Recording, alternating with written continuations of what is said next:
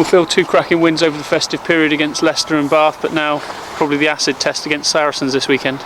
Yeah, big test. They've proven their quality already this year, so and previous seasons. So it's a real big test. It'll give us a good indicator of where we are. I think we've improved over the last 5-6 weeks, and like you say, it's a good one to go there and see what we're about. When you go back to the game earlier in the season, it was a game probably you look back at. It's one where you didn't perform, wasn't it? Yeah, I think so. I think Saracens are very good at that as well. They'll snuffle you out, and we've got to try and play our game on them. The big physical side, and they've shown that in the last few weeks. They've been really dominating teams, and we've got to really front up there, and hopefully get a good feeling behind us and really have a good go at them. Rob talks about staying in the fight, and that's certainly what you did up at Bath last weekend. You come back in that last quarter in particular. That was not only a big win, but a first ever win up there. How much satisfaction and how much confidence do you take from that? Yeah, I probably a lot of confidence, I think, because we didn't perform, but yet we got the win and we got the result. So we know we can perform better than that, and still, we've played a lot better than that and come out on the other end of the result. So we've had a lot to look at this week. It's probably a good time to have a look at yourself when you get the win. Yeah, the feeling's all good, but when we analyse the game Monday, Tuesday, there's a lot there to be improved on, and it's a good way to have a look at ourselves.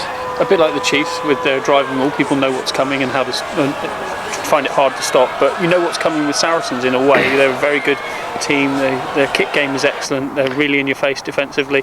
How do you go about finding ways to beat them? You've got to front up physically, I suppose, to start with, because if they get on top of you physically, then you're in for a tough day.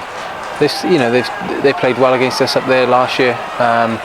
They really exposed us defensively, so we've got to be on our mettle there.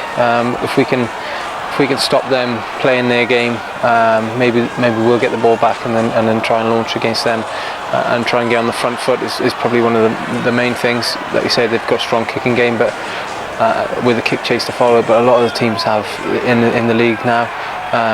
So you've got to combat them across the pitch, really. Has it become probably the toughest season yet? The teams, where you look right across the board, there is no easy game at this level now.